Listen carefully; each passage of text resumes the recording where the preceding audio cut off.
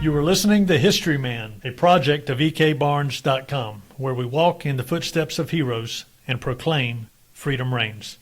On today's podcast, we are featuring Dr. Erick Nason, a resident of Sumter, South Carolina, and the author of In the Presence of Wolves, The Adventures of Ranger Jacob Clark. Welcome, Erick. Thank you, sir. Thank you for having me. Erick, well, we were talking before we started the podcast about how you got into the Revolutionary War. You were telling me where you grew up at. Tell our listeners kind of the genesis of what makes Dr. Erick Nason. Well, I'm originally from upstate New York, about an hour north of Albany, a place called Glens Falls, which is literally in the middle of the French and Indian War, the American Revolution. It was called the Great War Trail. Anything that would happen in the colonies, whether it's even way back to the Queen Anne's War, King George's War, everyone came through the Champlain Valley, coming from up where the Canada region through New York and the colonies. And I basically grew up in the middle of it. Fort Edward, Rogers Rangers, Fort William Henry's, Last of the Mohicans. That's where I grew up. So as a young child, I'm immersed and living in the forest, living in the woods. So as I got older, my passion for history, and it's military history. As much as I like everything about history, it was always been military history. Drove my parents nuts. They wanted me to go do something else, but I always got into military history, which led me to join the service. So from there, I became a ranger, a true ranger. I went into the Army, joined the 2nd Ranger Battalion. I was out there for about 3 years, and I decided to volunteer to the next step and go to Special Forces training. So my good friend, Ranger Buddy, also a passion for history, goes, hey, here's a hobby you should try. And he gave me his contact information to his parents who lived here. And at the time, it was in Lexington, South Carolina, and that's how I got into the American Revolution reenacting. Of course, that was it. The hook was sunk, and I wanted to learn more, so I dove into it. Even during my military career, I stayed with reenacting, and then I continued to work on my studies. So I tried to do college classes just to improve myself, but then I got into more history, and eventually took it all the way up to get a bachelor's, a master's, and eventually a doctorate in history. That is fascinating. I know that if our listeners are looking for someone from a Revolutionary War standpoint to do a reenacting, to do a personality from the Revolutionary War, I can't think of a better person to do that than you, Dr. Nason.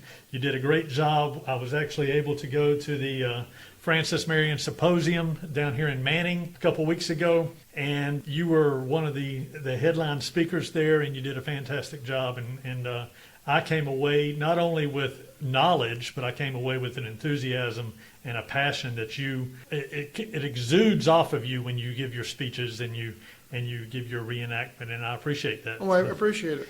So tell us a little bit about the genesis of your book. Tell us about your book and tell us how that came to be. Actually, it was I used to do it as a project to relax. I've done scholarly papers on different aspects of the American Revolution. I like to focus on the guerrilla warfare aspect, being a former guerrilla warfare fighter. Being on the road all the time, I decided, I've done the scholarly papers, let me do this to relax. And after a while, the story grew. So the main character is based on a conglomeration of ancestors. So I had 6 members serve in the American Revolution. So his name base, Jacob Clark, is the name of my ancestor. So I decided then, okay, I'll just take the history and passion, start with the French and Indian War, because we haven't had a good book, not since Fenimore Cooper's book on Last of the Mohicans. Howard Coyle did one, but it's in Ohio Valley. Let's start back there. And from that, the book started to write itself. Most of it is considered historical fiction, but it is more fact than fiction. The places are real. I did a lot of research to find the original names that don't exist anymore. Rogers is Rogers, Stark is Stark, or just only the few of the characters are made up. So tell us just a little bit of maybe a story or two out of the book to get people excited about it. Jacob Clark, he's based on my family. He's originally from York, Maine, but didn't exist back then. It was Massachusetts. So he was growing up on the frontier. It was an Indian raid that came to his house, which really did happen in my ancestors' history. The Indians walked up, knocked on the front door.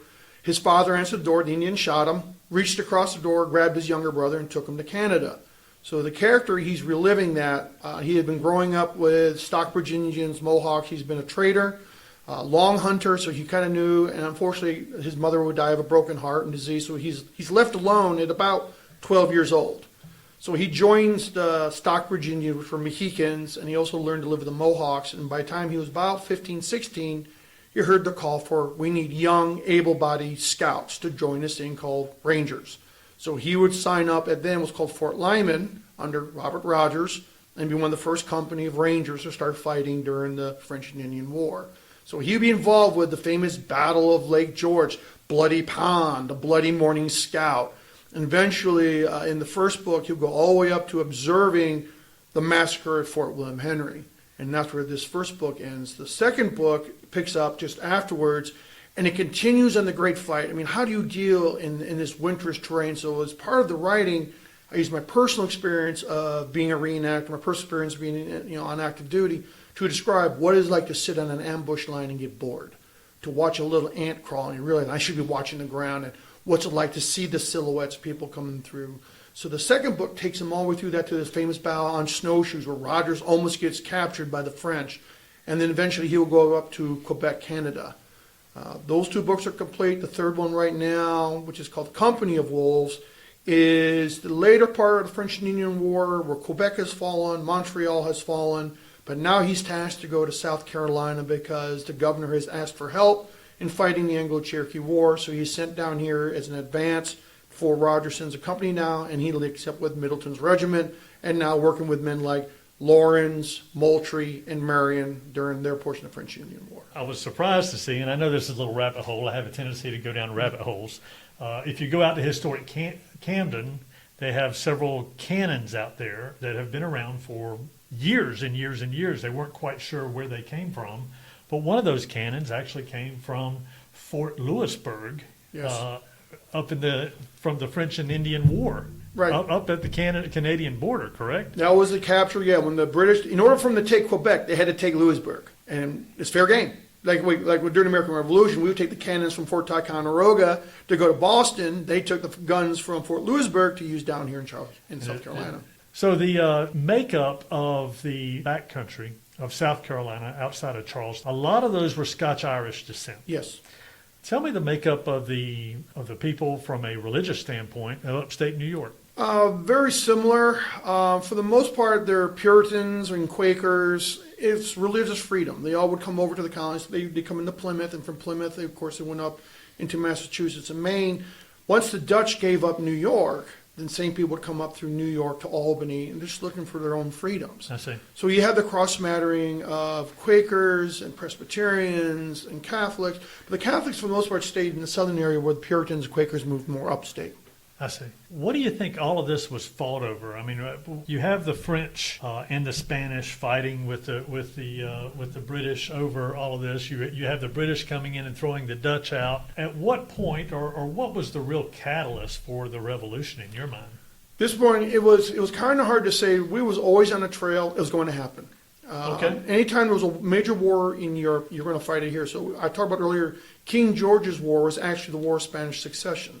Queen Anne's War is the War of Austrian Succession. So even leaders such as Baron de Cobb, very famous at the Battle of Camden, Cornwallis, were all fighting in these earlier wars or just up to the French and Indian War on each side, and they fought against each other. The catalyst, I think, in a lot of cases is it's kind of like today, you have a friction with your government that you're not happy, and it came down to literally the rule of three. You had those who were very strong supporters of the government, whatever they wanted, we're going to support. Then you had the people who had the taste of freedom, that they've worked hard on their own lands, and they're committing. It's their blood, it's their sweat out there. Why can't they have a say? And then you have the neutrals, who just let me live, let me love my family, leave me alone, keep me out of this. Unfortunately, more of the friction came between those who wanted the government and those who do not. If you have this growing friction, you're going to have this fight. Earlier today, I was thinking about other world events that are going on right now. We have China, for instance, going on. And historically, China has always almost, for lack of a better term, kind of imploded. Where the coastal regions, which are the more affluent regions, which have the trade and stuff, kind of, they gain all this wealth and they gain all this influence at the expense of the people on the interior of China, and the people in the interior of China rise up against the coastal regions and stuff. I wonder if there's a parallel there between the colonies. It did happen here in South Carolina. Okay. If you look, especially at the end of the French and Indian War, coming with the American Revolution, we have this thing called the Regulator War. Okay. It wasn't us and them. All the rich people, for the most part, with a lot of influence, lived in the coastal region of Charleston. That's where everyone first came in. From there, they start pushing up. So when the French Huguenots came in, the Germans, the Scots were moving to Orangeburg, Dorchester, moving up country. They didn't feel like the government was taking care of them. There was a lot of lawlessness following the French and Indian War, kind of lead towards the same loyalist pattern we see later on. Brigands, robberies were going on. They kept asking for help from the government, but it seemed like no one from the coast would come up. So they took matters into their own hands. And that led to what was called the Regulator War, which was about a 10-year period between the French and Indian War and the American Revolution that they fought for their own. It was a mini civil war because those who had the coastal regions and all the plantations didn't seem to mind that these little dirt farmers were trying to eke it out up here on the frontier with the Cherokee raiding and everything else. They took care of themselves. So very similar, same parallels between China today and what happened back then. Tell me, what's a fascinating story that you've run across in your studies here in the back country of South Carolina, or in the Southern it's always campaign? hard, it's here. The Southern campaign is so interesting and it's so overlooked, and there's so many individual, unique stories on what it took to be a partisan, especially being somebody who served with guerrillas overseas and everything else. The fact that you're risking not only your own life but your family lives, the different lives of these men. Peter Ory, I love following Peter Ory, was the fact that he was Marion's cavalry officer, but yet he's not very good at riding a horse. And in the heat of the moment, he had a very bad stuttering effect. It got to the point that even his men forgot what he had said.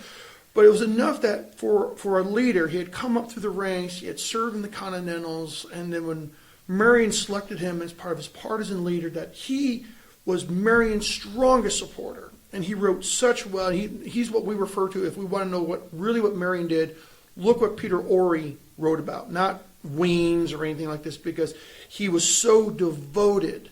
And he knew he had these drawbacks. He knew that he fell off his horse all the time. And then his men just rolled their eyes and they rolled with it. But the fact that the men could trust him enough to, no, I'm not going to follow you. You can't ride a horse. Or I can't understand you. You stutter. And his men would still follow him in action. Must have had some charisma. He had charisma as a leader. He had charisma that overcame all of his faults. So, I mean, there's so many different stories, but I always like the story of Peter Ory. Let me ask you this. Why did Peter Ory fight? He's at the coast, right? Yes. He's at the coast. He and Marion are both for the most part at the coast. Why are they fighting for liberty, or why are they fighting against the British? For the most part, I think in a lot of cases, they weren't very much as the British as they're securing their freedom in South Carolina. This was a civil war. There were very few true British troops here in South Carolina. What you're dealing with are the American loyalists here. And he wanted to stop them. He wanted to stop like Thomas Fanning, and he wanted to stop Bloody Bill Cunningham. So is this an offshoot of the Regulator movement then? It truly is. Is it nothing more than a continuation of the Regulator movement? Yes. Blood against Blood type against of blood. thing? It was. And what I found is a lot of people who were involved earlier in the Regulator War as brigands did join the British side because they saw that this is a lawful means for me to go out there and loot and pillage and burn, but I'm doing it on behalf of the crown.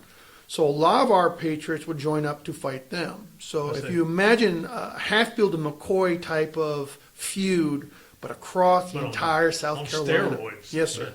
Good gracious. Yes. The Bill Cunningham story. Yes. I first ran into that in Jack Parker's book, and he kind of gave a list of all the dates and where he was at and who he killed and that sort of thing.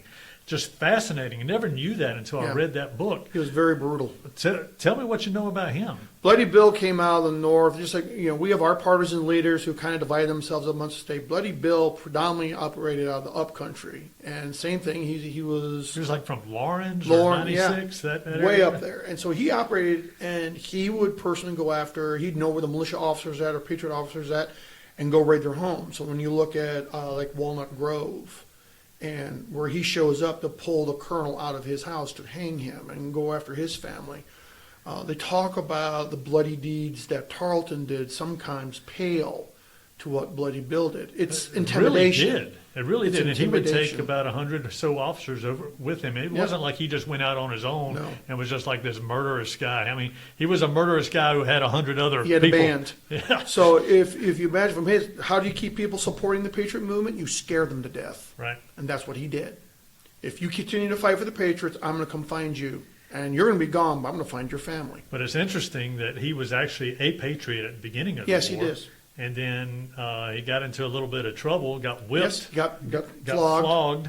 Yes. And then he just said enough of that, and then Yep. went over to Georgia and joined up, didn't Joined he? over. Yep. And then he ended up at the end of the war. I think he ended up in Florida, Florida. and then Cuba, and then and died in the Bahamas somewhere. And very interesting story. He only lived to be about 31 years Yes. old, but Came back. man, he had a bloody It was same with lifetime. Mackenzie. Mackenzie was actually a member of the 2nd South Carolina. He was a Continental. Okay.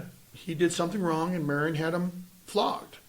So when the city fell in 1780, and he asked, okay, who wants to switch sides? He threw his hand up and was like, I will lead your people. And Really? his sole goal in life was to get Marion.